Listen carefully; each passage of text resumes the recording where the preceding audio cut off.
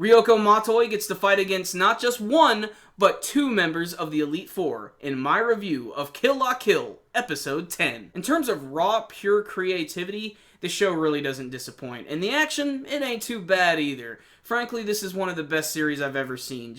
It's so vibrant and awesome, and all of the characters are just so incredibly likable and bubbly.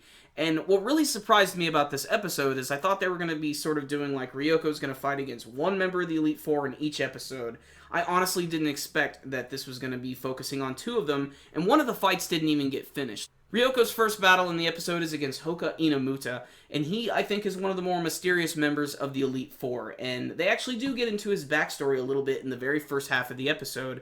And what's interesting about this is it fits with him perfectly because he's a hacker, and Satsuki wants his abilities for her Hodoji Academy High School, and that's when he decides to join. Now, his actual fighting style, I expected it to be very different from a lot of the other characters, especially like when you put him right next to Gamagori. He's clearly not going to be like a big super brawler, and his actual transformation is very simple, actually, when compared to a lot of the other guys. Because his transformation, he actually has this costume that kind of makes him look like a guy from Tron. And he has keyboards all over his body, and not only does it look cool, but it makes for some very funny moments. Because he's constantly inputting things all over his body, and he goes through a lot of really, really crazy poses. But his most useful ability is essentially he has this like invisibility cloak of sorts. He essentially turns into the friggin' Predator, and Ryuko can't really find him. And this is when you realize that this battle is going to be really simple, because it ends like immediately with Ryuko coming up with this really crazy idea. Now they're fighting on this like small platform, and since he's invisible, she can't find him. So she decides to create a weapon so massive that when she slams it down on top, it's going to cover everywhere on this like little place that they're fighting.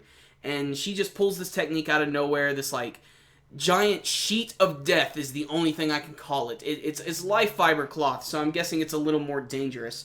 But she's pretty much able to take him out. His head gets slammed down, and before she's able to finish him off, he actually decides to forfeit the match because he doesn't want to give up any of the data that he had just received. And similar to Gamagori, he has actually been demoted down to a 1-star.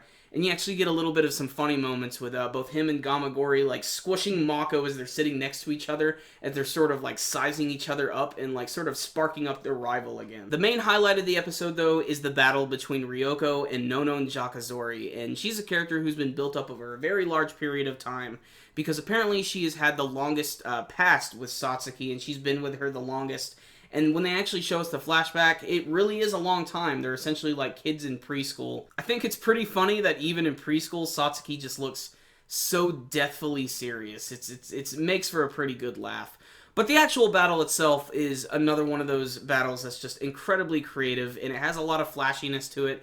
And if you think about it too much, you're just going to ruin your experience. You kind of just need to lay back and enjoy it.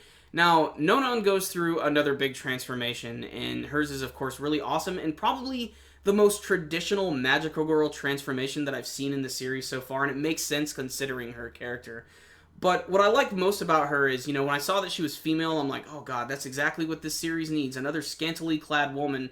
And her costume actually isn't anything like that. She essentially summons this, like, giant spacecraft that's like made out of like giant speakers, and it's basically a big musical themed like death machine, and she's able to pilot it. And I actually like how her entire uniform has like this like bone structure all over it, and she even has these like bones coming out of her back that I'm guessing are able to control this like giant machine.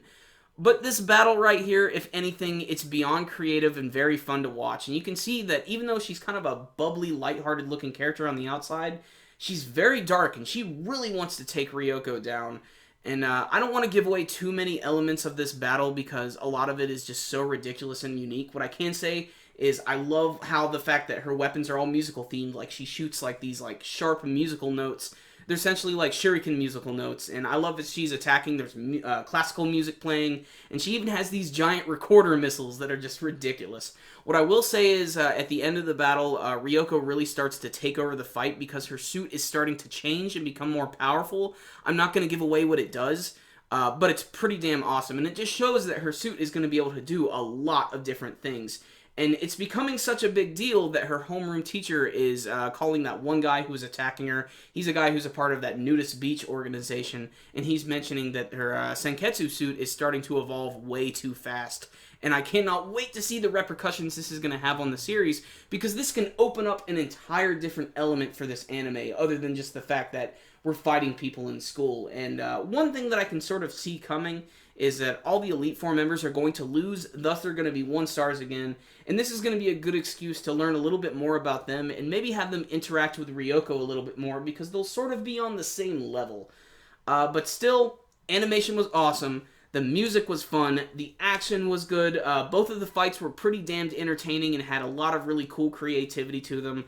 Both of the transformation sequences were awesome. Like I said, Hoka's was a little more, like, reserved, a little more simplified, but Nonon's big-ass transformation, which was just crazy, it really made up for any of the simplified stuff at the beginning. But this was a wholly entertaining episode, and again, it's another 10 out of 10, and that's what's making this series so good. Every single episode is really good.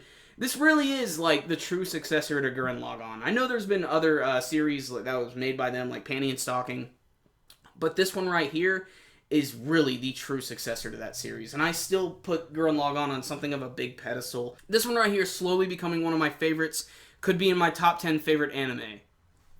That sounds like a good idea for a video. So if you guys had a chance to check out this week's episode of Kill La Kill, I'd love to know what you guys thought about it, and you can let me know by telling me with your comments below. Remember guys, before you leave, hit that like button, give this video a thumbs up. It is definitely one of the best ways to support our videos, and you can check out some of the other ones we got floating right up top.